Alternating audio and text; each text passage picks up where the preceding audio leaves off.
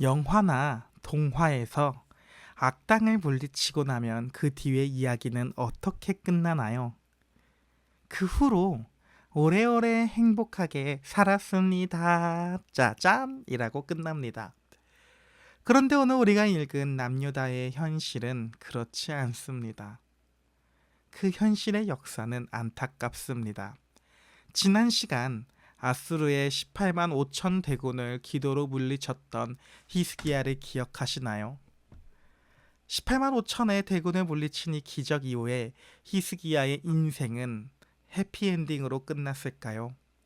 오늘 성경을 보면 우리의 기대를 처참하게 부셔버리는 반전이 등장합니다. 히스기야는 어이없는 헛발질을 찹니다. 그리고 그 아들과 손자는 남유다에서 역대급으로 타락하는 이야기가 등장합니다. 이렇게 죄악을 밥 먹듯이 반복하는 이 나라에 소망이라는 것이 남아있기는 할까요? 인간의 절망적인 한계와 성전 구석에서 발견된 먼지 쌓인 한 권의 책이 만들어낸 기적의 이야기가 기록되어 있는 열왕기하 20장부터 22장까지 함께 살펴봅시다. 열왕기하 20장에서는 히스기야의 눈물과 치명적인 헛발질이 나옵니다. 아수르의 위협에서 벗어난 히스기야에게 충격적인 소식이 들려옵니다. 이사야는 히스기야 왕에게 죽을 병에 걸렸다고 말을 합니다. 그리고 이 말을 들은 히스기야는 벽을 향해 짐승처럼 통곡하며 기도했고, 하나님은 그의 수명을 15년이나 연장해주는 큰 은혜를 베푸십니다. 그리고 히스기야의 이 병이 나았다는 소식을 듣고 신은 강대국 바벨론의 사절단이 병문안을 옵니다. 여기서 히스기야는 매우 치명적인 헛발질을 찹니다. 자기 왕궁과 성전의 보물창고를 싹 다 열어 바벨론 사람들에게 자신이 가진 것을 자랑해버린 것입니다. 그렇게 믿음이 좋던 왕이 갑자기 왜 이런 실수를 했을까요? 역대하 32장을 보면 그 이유를 그의 마음이 교만하여졌기 때문이라고 기록합니다. 히스기야는 속으로 아수르를 견제하려면 저 바벨론과 군사동맹을 맺어야겠다는 얄팍한 정치적 계산을 한 것입니다. 따라서 그는 하나님이 주신 은혜를 자랑한 것이 아니라 우리 유다가 이만큼 돈도 많고 힘도 세니 우리랑 동맹 맺자, 우리랑 깐부 맺자라고 하며 자기 과시를 해버린 것입니다.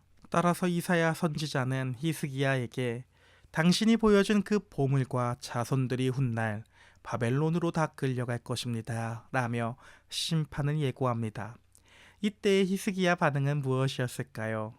잘못했다고 반성하는 대신 내 생전에는 편안할 테니 상관없습니다 라며 구원의 은혜를 잊어버리고 철저히 자기중심적으로 변해버린 왕의 씁쓸한 말년의 모습을 보여줍니다. 그렇게 20장의 이야기가 마무리가 됩니다. 열왕기하 21장입니다. 여기서는 히스기야의 아들과 손자인 므낫세와 아몬이 나옵니다. 이들은 유다에서 최악의 왕이 됩니다. 히스기야가 죽고 아들 므낫세가 왕이 됩니다.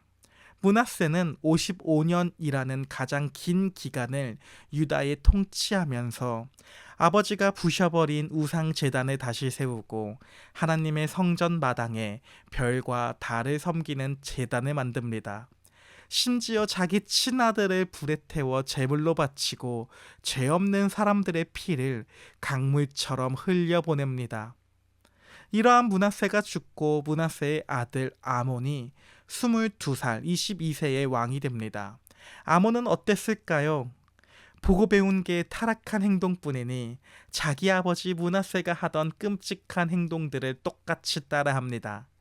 하나님 앞에 엎드리기는커녕 더욱 악을 행하다가 결국 왕이 된 지 단 2년 만에 자기 신하들에게 암살당하는 비참한 최후를 맞이합니다. 아버지의 교만과 죄악이 아들과 손자에게 독처럼 퍼져서 남유다는 완전히 회복 불능의 쓰레기장이 되어버렸습니다. 그렇게 21장의 이야기가 마무리가 됩니다. 다음에 나오는 열왕기하 22장에서는 다시금 희망의 이야기를 읽을 수 있습니다. 아몬은 암살당합니다. 따라서 백성들은 아몬의 8살짜리 아들 요시야를 왕으로 세웁니다. 놀랍게도 요시야는 그 악한 할아버지와 아버지를 닮지 않고 다윗의 길로 행합니다. 그리고 26살이 되던 해에 낡은 성전을 수리하다가 대제사장 hil기야가 먼지가 뽀얗게 쌓인 책 한 권을 발견합니다. 이 책은 무엇일까요? 바로 모세가 기록했던 율법책 그 신명기였습니다. 하나님의 집인 성전 안에 하나님의 말씀이 쓰레기처럼 버려져 있던 것입니다. 서기관이 이 율법책을 요시야 왕 앞에서 읽어 내려갑니다. 그 말씀을 듣는 순간 요시야는 자기 옷을 빡빡 찍으며 오열합니다. 왜냐하면 그 책에는 하나님의 거룩한 법과 그 법을 어겼을 때 쏟아질 무서운 저주가 적혀 있었기 때문입니다. 우리 조상들이 이 책의 말씀을 듣지 않아서 하나님의 크신 진노가 우리에게 쏟아졌구나 라고 하며 요시야는 변명하지 않고 말씀 앞에 철저히 엎드렸고 이 한 권의 책으로부터 유다의 마지막 거대한 영적 부흥, 종교개혁이 시작됩니다. 이것이 오늘 성경의 이야기입니다. 그렇다면 이 끔찍한 죄의 전염과 옷을 찢는 회개의 역사 속에서 우리는 우리를 살리시는 진짜 왕 예수 그리스도를 어떻게 만날 수 있을까요? 첫 번째는 끝내 교만했던 인간 왕을 대체하신 끝까지 겸손한 구원자이신 예수님을 바라볼 수 있습니다. 히스기야는 죽다 살아나는 기적을 체험하고도 바벨론의 사신들 앞에서 하나님이 아닌 자신의 힘과 보물을 과시했습니다. 결국 인간은 은혜를 받아도 틈만 나면 자기를 증명하려고 하는 교만한 존재입니다. 하지만 우리의 참된 왕이신 예수님은 다릅니다. 우주의 모든 보물을 가지셨지만 또한 하나님과 동등된 분이시지만 낮아지심으로 이 땅 가운데에 오셨고 심지어 사탄이 천하 만국의 영광을 주겠다고 유혹할 때 예수님은 철저히 거절하셨습니다. 예수님은 자기의 영광을 과시하지 않으시고 십자가에서 모든 것을 비워 우리의 구원을 완성하셨습니다. 우리는 은혜를 쉽게 잊어버린 히스기야가 아니라 끝까지 순종하신 예수님의 십자가 공로 때문에 구원받는다는 것을 다시금 깨닫게 됩니다. 둘째는 므낫세와 아몬을 통해 폭로된 전적인 타락입니다.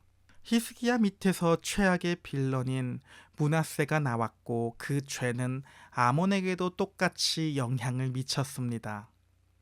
이는 인간의 본성이 결국 죄악으로 가득한 구제불능의 상태라는 것을 폭로합니다. 인간 스스로의 힘으로는 이 죄의 굴레를 끊어낼 수 없습니다. 그래서 예수님이 밖에서부터 시간을 뚫고 생명줄을 던지러 이 땅에 오신 것입니다. 구원은 환경이나 혈통에서 오는 것이 아니라 오직 예수 그리스도의 십자가 보혈이 우리 안으로 쏟아져 들어올 때만 가능합니다. 마지막으로 옷을 찢은 요시야와 자신의 몸을 찢으신 예수님입니다. 요시야가 율법책을 읽고 옷을 찢은 이유는 거룩한 말씀 앞에 비춰보니 자신들은 도저히 구원받을 자격이 없는 사형수라는 사실을 깨달았기 때문입니다. 율법의 저주 앞에서는 누구도 살아남을 수 없습니다. 그런데 예수께서 이 땅 가운데로 오셨습니다. 요시야는 율법의 진노 앞에서 자기의 옷을 찢었지만 예수님은 율법이 요구하는 진노와 저주를 다 받아내시기 위해 십자가에서 자신의 살과 피를 찢으셨습니다. 우리가 받아야 할 하나님의 분노를 예수님이 대신 다 받아내셨기에 오늘 우리는 살아서 하나님과 다시금 화목해 되며 교제하며 은혜를 누릴 수 있게 됩니다. 사랑하는 여러분, 오늘 성경을 보면 이스라엘 백성들은 겉으로는 성전을 웅장하게 유지했습니다. 그러나 그 성전 안에 있는 하나님의 말씀은 먼지 구덩이에 처박아 두고 잊고 살아갔습니다. 우리의 신앙생활은 어떤가요? 히스기야처럼 나의 스펙, 나의 인간관계를 바벨론, 즉 세상에 과시하는 열심을 내면서 정작 내 영혼을 살리는 진짜 복음의 말씀은 마음 한구석에 방치하고 있지는 않나요? 거룩한 율법 앞에 서면 우리는 철저히 무능하고 썩어 있는 죄인이라는 것을 깨닫습니다. 하지만 절망하지 맙시다. 이 심판을 대신 받으시고 십자가에서 자신의 몸을 찢어 우리를 살리신 예수 그리스도의 은혜가 우리를 덮고 있습니다. 따라서 오늘 하루 우리 마음에 있는 저기 구석에서 하나님 말씀을 꺼내 읽읍시다. 세상에 나를 과시하려던 교만을 회개하고 나를 위해 십자가에서 찢기신 예수 그리스도의 은혜를 바라볼 수 있는 오늘 하루가 되기를 예수님의 이름으로 소망합니다. 오늘 하루도 파이팅입니다.